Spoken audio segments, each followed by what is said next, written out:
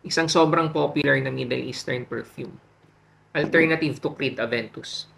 Kamusta mga brad? It's me Eric. Welcome back sa Pocket Sense PH kung saan gumagawa tayo ng mga honest reviews tungkol sa mga pabango. Sa video nga na to, usapang Armaf Club de Nuit Intense Man Eau de Toilette. May nagawa na tayong video nito before pero since 2025 na at maraming nanghihingi ng updated na review, naisipan kong gawaan. So, konting kwento, isa to sa unang dalawang Middle Eastern perfumes ko. Najdia ng Latafa at saka ito. So, nung nakuha ko to 2019, natuto ako mag-layer ng perfumes. Sa mga hindi pa familiar doon sa perfume layering, may video dito sa channel na tinalakay ko yon. So, try nyo i-check kasi sa palagay ko is makakatulong at makakapagdagdag ng value sa journey nyo pagdating sa mga pabango. So anyway, hindi naman lagi kong pinag-layer sila. May mga pagkakataon, maraming pagkakataon na ginagamit ko siya standalone. So, isisingit-singit ko dito yung mga experiences ko before. Tapos, syempre, mag-stick pa rin ako dun sa goal or dun sa topic natin na worth it pa ba siya ngayon? Or deserve pa ba niya na matawag na okay na alternative? Or yung iba kasi, ang sinasabi, best alternative to Creed Aventus. So, sa video na to, pag-uusapan natin yung note breakdown, scent transition, performance, yung wearability, age suitability, at magbibigay na rin ako ng mga alternatives para dito. Simulan na natin. So, yung note breakdown niya, top notes, lemon, pineapple, bergamot, apple, at blackcurrant. Middle notes, birch, jasmine, at rose. Base notes niya, musk, ambergris, patchouli, at vanilla. So, sa mga matagal nang gumagamit, or at least yung mga nakaamoy na, alam nyo na yung initial spray ni CD Neem, sobrang tapang, sobrang sharp. Yung ibang tao, ang term is very synthetic. So, sa madaling sabi, pwede mo siya ikumpara talaga sa lemon na flavor ng panlinis. Yung iba sinasabi toilet cleaner pero siguro bilang isang simpleng Pilipino, yung mga nabibili natin na panlinis talaga ng bahay, minsan sa sahig, madalas sa banyo. Yung mga lemon na flavor, pag naamoy mo yun, di ba, masakit sa ilong, matapang. Kumbaga yun yung ganun natin dinedescribe. May ganung dating talaga siya. For some. Kasi for me, yung harshness na yun, yung sharpness na yun, na-enjoy ko. Gusto ko.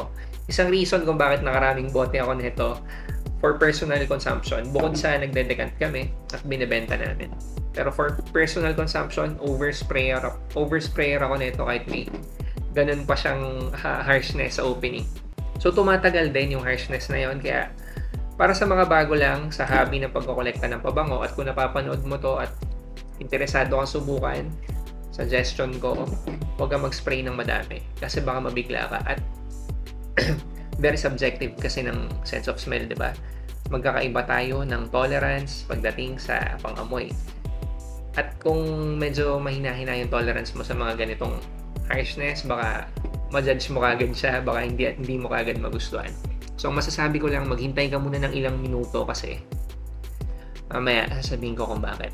So, sabihin na natin first 10-15 minutes may harshness, may sharpness na yun nga, hindi magugustuhan ng ibang tao. Kaya suggestion ko rin doon sa iba na gumagamit, kung for example, gagamitin mo siya sa office, huwag kang mag-spray sa loob ng office. Huwag kang mag-spray sa loob ng CR. Kasi mga closed spaces yan eh. So, ang suggestion ko, mag-spray ka na bago ka umalis ng bahay. So, magbibigay ako ng tip. Before, natutunan ko, bago ako pumasok, minsan nga sa gabi pa lang, nag-spray na ako nito. Halimbawa, jacket. Pero since nakakotse naman ako, ibang setup din. Siguro pinakamadali, kung nag-commute ka on a daily basis, mag-spray ka na sa bahay. Kasi at least, ilang minuto lilipas, paglabas mo, syempre makakasalamuha mo na yung mga ibang tao, wala na yung sharpness or at least nagme-mellow na. After mga 20 minutes, nagsisimula nang lumabas yung ibang facet. So, may pineapple, may blackcurrant na nagbibigay ng fruity sweetness. So, kahit papaano nababalance out na niya yung sharp citruses sa umpisa. Habang tumatagal, lalong gumaganda. Yung magic nito, nasa dulo, nasa dry down. So after mga 1 hour or so, lumalabas na yung smoky birch. Ito na, nagsisimula na yung magic. Ganito ko siya lagi i-describe. Yung magic niya nasa dulo, sa dry down.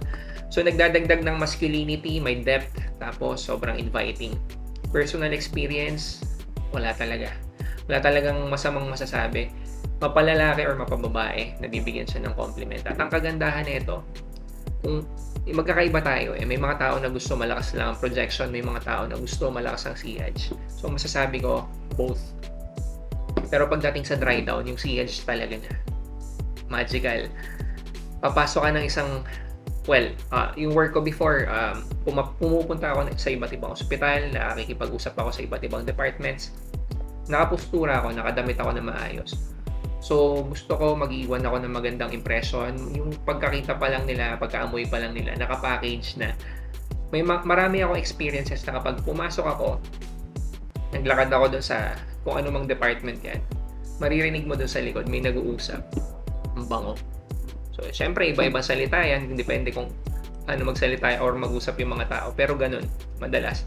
Isang memorable pa na tumatak din sa akin, pumasok ako sa Security Bank malapit dun sa Quirino Memorial Medical Center Hospital. So pumasok ako doon, ano nga ba yung gagawin ko? Magbabayad yata ako ng kotse, gulog yata ako ng pera. Sabi ng isang staff nila na buntis during that time, ang bango ni sir. Ako lang yung pumasok kasi na customer. So tapos talaga sinabi niya sa akin at nag-thank you naman ako. Ito yung gamit ko nun. Pauwi na ako nun dumaan lang ako nun. So, 'di ba?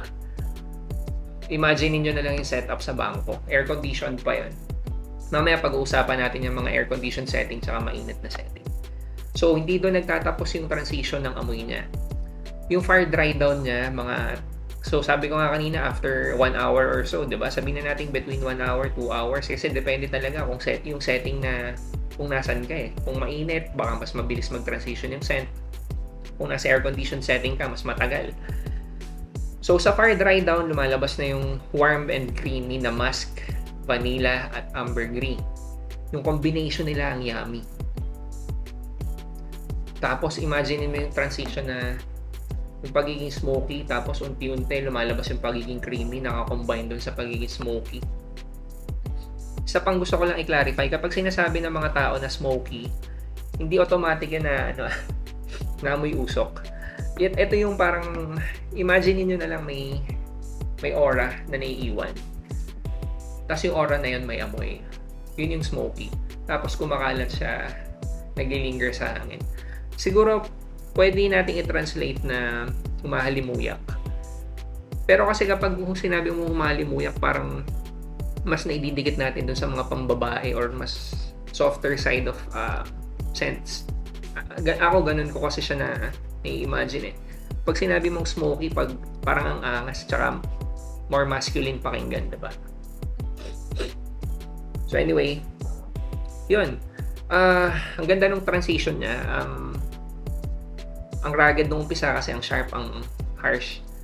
Ang manly, transition niya papuntang gitna, papuntang after 1 hour, 2 hours, far dry down, mas sophisticated.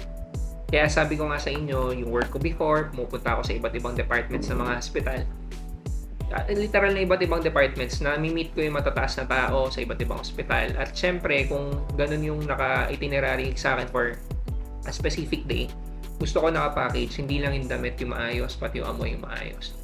So, lipat na tayo sa performance, longevity, projection, and sillage. Para sa mga taong hindi familiar sa terminologies, may video dito sa channel na panoorin nyo kasi sana makapag-add ng value para mas madali nyo maintindihan yung mga sinasabi natin. So, yun. For the longevity, tinest ko pa to. Lagi ko na siyang ginagamit kung magagasgas na sa akin.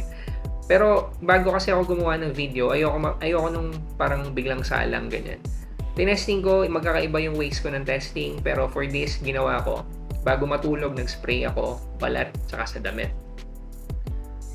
Pinicturean ko, alam ko yung oras nung tulog ko. Siguro lalagay ko na lang dito yung screenshot. So anyway, longevity, pagagising ko, nandun pa rin, naamoy pa rin. Although hindi na ganun kalakas, hindi na siya ganun kalakas mag-project kasi ilang oras ba ako natulog. Nakalimutan ko na pero lalagay ko dito. Normally, sa balat, mas shorter. Pero, kasi kung 10 hours to 12 hours naman, short pa ba yun? 'Di ba? Sa damit, eto, kahit, kahit anong batch, kahit anong taon, may debate kasi lagi namang debatable. Tawag dito, na water down daw, humina. So, agree to disagree na lang tayo kasi ako sa experience ko talaga, okay pa rin siya eh. From 2019 up until now, okay pa rin siya. Additional input, may made in France, may made in UAE. So before, sa mga forums, sinasabi nila better performing daw yung mga made in UAE. Kaya lang, ang hirap na i-prove eh. Kasi ako, hindi ko maalala kung may nakuha ako before na batch ng UAE. Pero recent years, wala. Puro France na talaga. Kahit ito, France to eh. Yun. So, balik ako.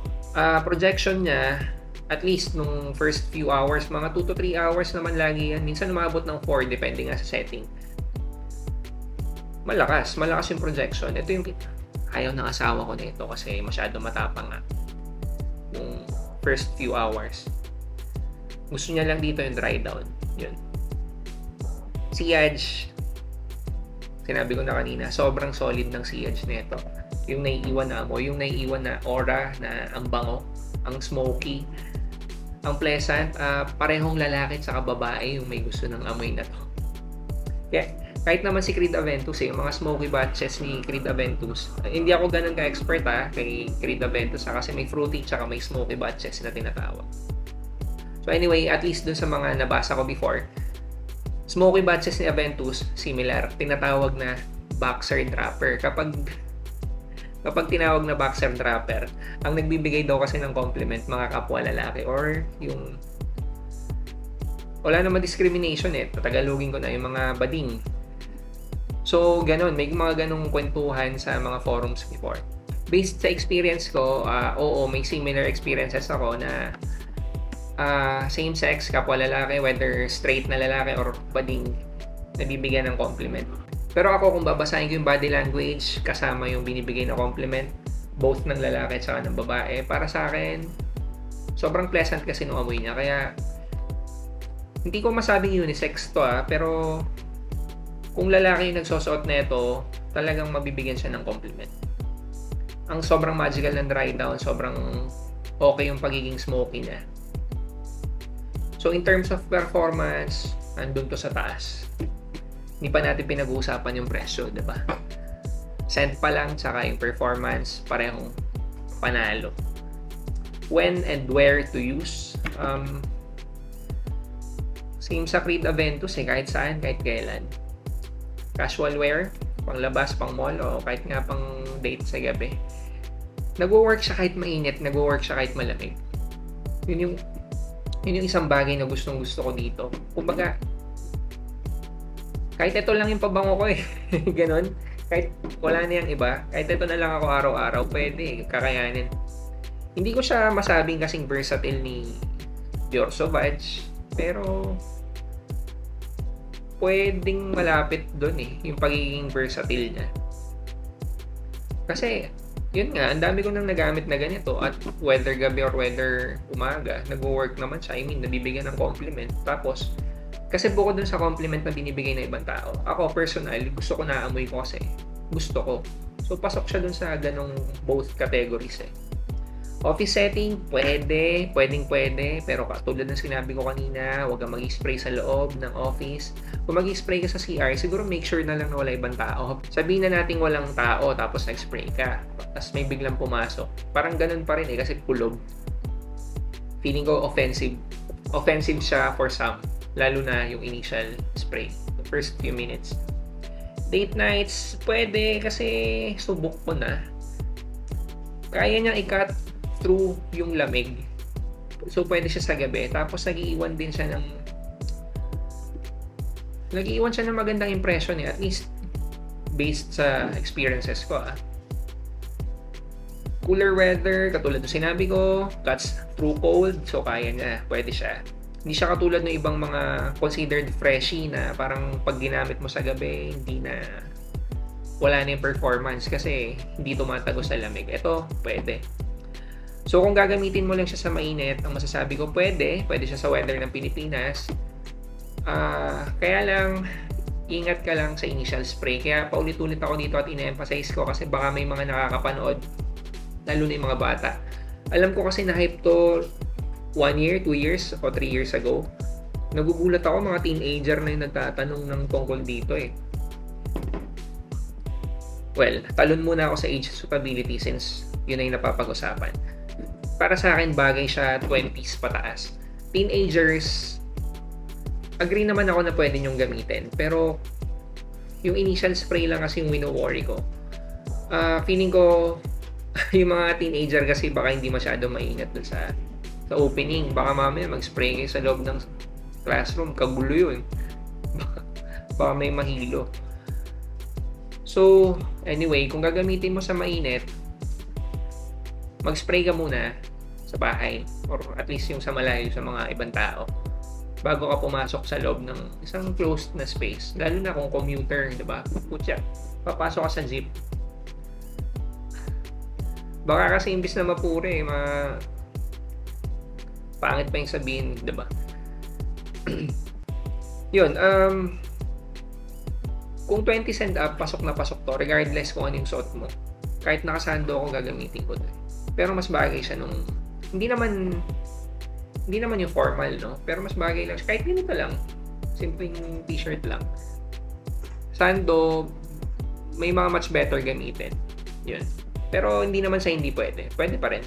Depende pa rin naman sa'yo eh. Confidence, laging kasama yan. Yun. So, pwede na rin akong tumalon dun sa alternatives. At naisip ko to dahil nga dun sa sinasabi kong may borderline kasi para sa akin yung mga teenager na gusto yung ganitong scent DNA. Feeling ko yung mga lighter versions nito better for you. Mas bagay sa mga pambata or mga teenager. Mga rehaan. Yung rehaan nakaamoy nito. Hindi ako ganun ka-familiar kasi hindi naman ako bumili. Pero naamoy ko yung isang kaibigan ko. Amoy ano din eh, CD neem, pero sabi ko lighter version. So, siguro watered down version. Ganun. Kasi mas magaan talaga yun. Pero, hindi siya laging negative, hindi siya laging disadvantage. Minsan advantage yun. Kasi malakas to. So, may mga tao na mas ma-appreciate yung mas mahinang version. Try nyo.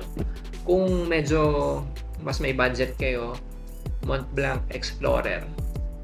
Hindi ko makuha yung smokiness kay Explorer, pero yung tawag dito, yung fruitiness nandun. Kumbaga may similarities pa rin sa scent DNA, pero yung pagiging smoky wala. Yung tingin ko kasi lighter din. So kung medyo mas may budget ka, better yung Explorer kaysa sa Rehaan. Meron pang isa, nakalimutan ko yung pangalan. Itatry ko na lang i-recall. Siguro sisingit ko na lang yung picture dito pag naalala ko. Yun. Hindi ko pala naisama dito sa note ko yung budget, no? Before 2019 yata, ang presyo niya ay nasa 1.8 lang. Oo, nasa ganun. So, hindi naman gano'n nagbago, no? Parang nasa sub 2,000 pa rin naman siya. May lumalagpas ng 2,000 pero very close lang din sa 2,000. May mga nagtatanong, may EDP, may limited edition perfume. Similar scent DNA, pero kung tatanungin mo ako dun sa tatlo, at kung hindi issue ang budget, dun ako sa limited edition perfume. Pero mahabang mahabang explanation. Yun lang, kung tatanungin lang ako, yun yung best pa rin. So, ano ba yung mga pros nito? Long-lasting, malakas projection. Masculine, confident. Sabi nung iba, alpha scent. So, kayo na lang yung mag-interpret kung ano yun. Aventus vibes, syempre, agree ako. Huwag lang yung initial spray. Kasi si Aventus, smooth through and through. Though, debatable again, para sa akin, mas smoky to. Mas long-lasting to, better performance. So, kung gusto mo nung Aventus vibe, pero mas powerful, mas smoky, ito talaga. Tiisin mo na lang yung opening niya kung di mo type. Budget friendly. Putik. Kung hindi pa budget friendly sa'yo to, ewan ko na lang. Sa Aventus, umabot yan ng 20,000. Pinakamurang pwede mo siyang makuha sa mall. Huling tingin ko 16.5 yata or 17K. Syempre may mga mas mura tayong makukuhanan. Pero yun, kung sa mall mo siya titignan, 16.5 pataas, lumalagpas ng 20,000 pa yan. Cons, yun nga, matapang at synthetic para sa ibang tao, yung opening, or should I say for most people. Kasi yung ibang kaibigan ko nakilala kong gusto rin yung dry down neto, ayaw nila nung opening. So very common siya. Hindi para sa lahat kasi nga may katapangan yung initial spray niya. So kung gagamitin mo to, lalabas ka siguro extra confidence din. Kaya nga sinasuggest ko dun sa mga mas bata or sa mga teenagers na yung lighter versions yung gamitin nyo. Rehaan or yung kung may alam kayo ibang alternatives na same scent DNA pero mas magaan. Yung last, pwedeng maging too strong or sobrang lakas sa mainit na panahon. Kasi nga, di ba, kapag mainit, mas nagpo-project yung perfume. Kasi nag-evaporate yung molecules. So, yun yung isang disadvantage. At since nasa Pilipinas tayo na alam naman nating mainit, lalo ngayon na magsa-summer pa lang, baka too much siya kung gagamitin mo sa ganung setting. Pero ang trick lang doon, mag-spray ka na sa loob ng bahay. Kasi yung mid to dry down, kahit sobrang init pa yan, lintik talaga. Sobrang bango niyan. Yung mga sa inyo, bisita iglesia, sarap niyan. Pinapawisan ka. Ang linamnam na smoky. Lakas makapogi din Subok ko na bro kaya wala. Hindi kita niloloko, hindi ako nagsisinungaling. Based sa personal experience ko yan. Yung good sa yung bad na experience ko na. Yung bad laging nandun sa opening. Yun, so final verdict. Kung gusto mo ng alternative to Creed Aventus na affordable. Kung gusto mo ng alternative to Creed Aventus na affordable, sobrang wise to na buy. Lalo na kung mas gusto mo yung smoky batch. Kasi yung iba gusto fruity batch. Ako, sa smoky ako Ito, sobrang sulit niya kasi sobrang naglalast siya for the price tapos ang quality ng amoy. So kung magkaiba tayo ng opinion, lagay mo sa comment section. Marami nagtatanong nito hanggang ngayon. Tingin ko kahit ilang years pa yung lumipas, mahirap tong tapatan, mahirap tong labanan. Kung gusto mo siya, kung may kwento ka tungkol sa kanya, lagay mo rin sa comment section kasi na-appreciate ng mga nakakabasa. So yun lang, maraming salamat sa inyo. Hanggang next video.